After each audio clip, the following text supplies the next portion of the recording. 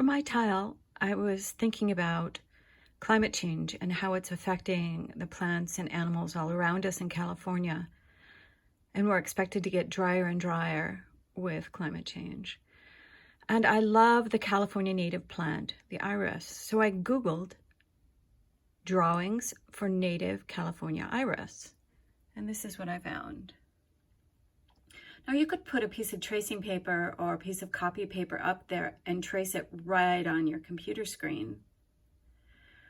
But I drew it. And now I'm going to put that onto my practice tile.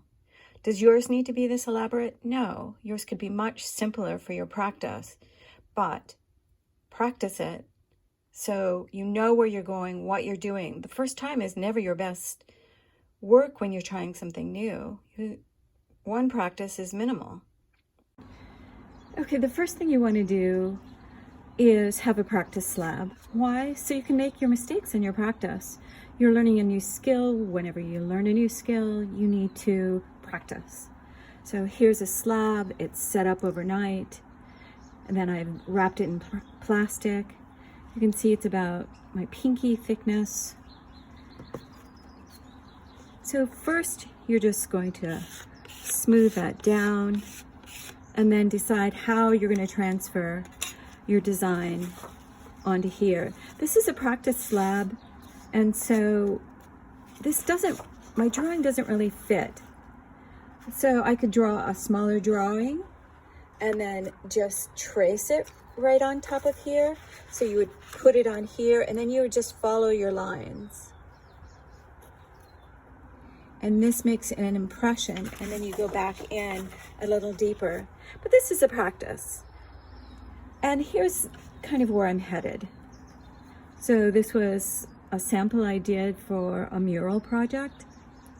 And you can see it's pretty thick. I'm gonna fire this pretty slowly.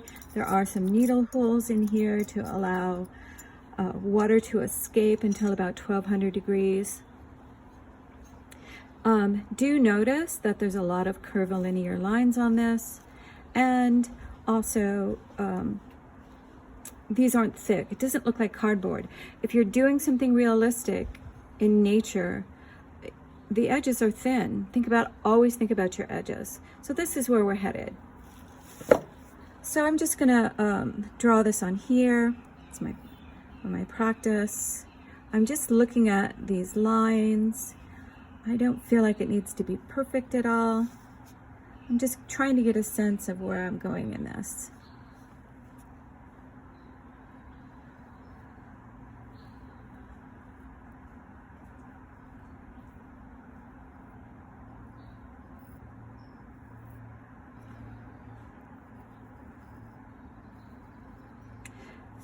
Now you're just going to see me do this very quickly. The reality is, if I was doing this for something real, I would spend hours on this, as you're expected to do for your projects. Okay. I'm doing additions, so I'm going to score this.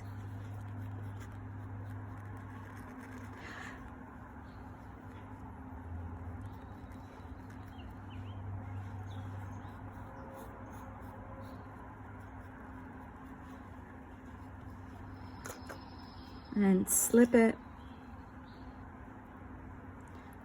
slip, score, compress, and lute. What is slip? Watery clay. That'll be on your exam. All right, I have some clay bits here. I'm gonna start with this back one. I like to press it in my palm because it starts with a nice finish edge. I can pull it with some water. I've just dipped my hands in my slip, and that allows me to play with this a lot. I'm gonna set this on here and twist it a little bit. You should always have your drawings or real object in front of you.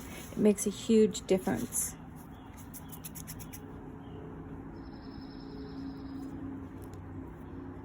This one has this little interesting bit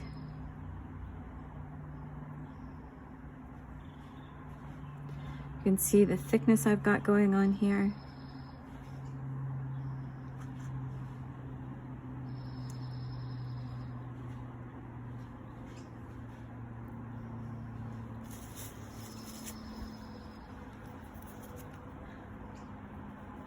I've looked at flowers my whole life, so I know that the pattern tends to go in a spiral, a Fibonacci sequence, like a nautilus seashell.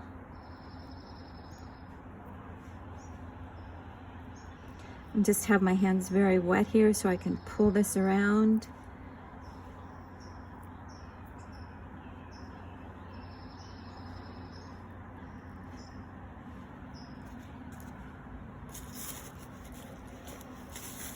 Keep your clay covered in plastic. I am going to go ahead and do the stem.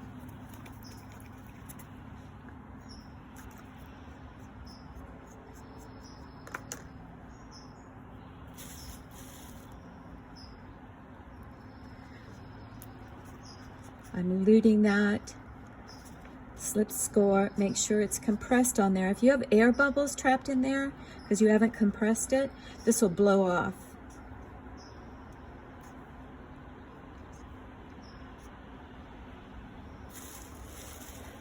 I've done lots of flowers, so I'm going relatively rapidly.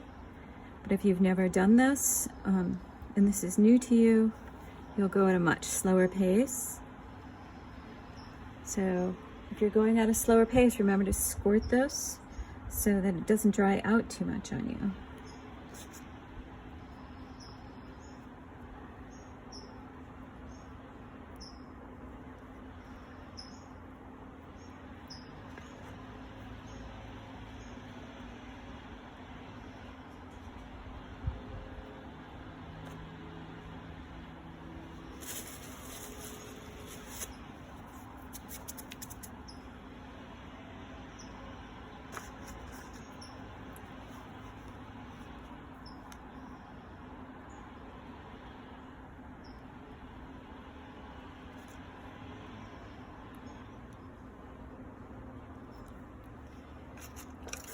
I'm going to get in there with some sculpting tools and make sure I really attach it.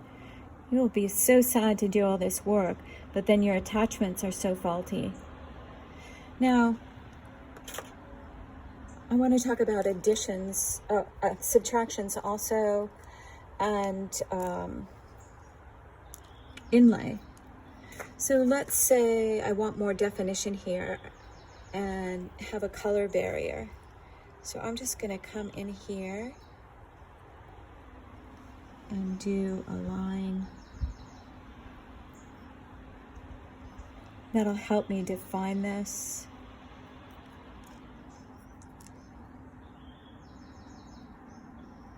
And I have to consider what type of texture do I want on here. I've made some grooves to imply irises always grow in a field. So maybe I'm just gonna carve those, or the illusion. You don't find nature this static. I'm gonna experiment. This is for experimentation, right? So what do I want to do on here? And then for this, I don't think I want it so staticky for my little sample. If you like your sample, we can fire it. It's up to you. My family fights over my samples. And that always makes me feel good.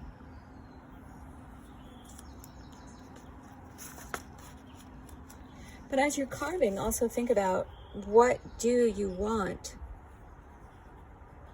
this to look like?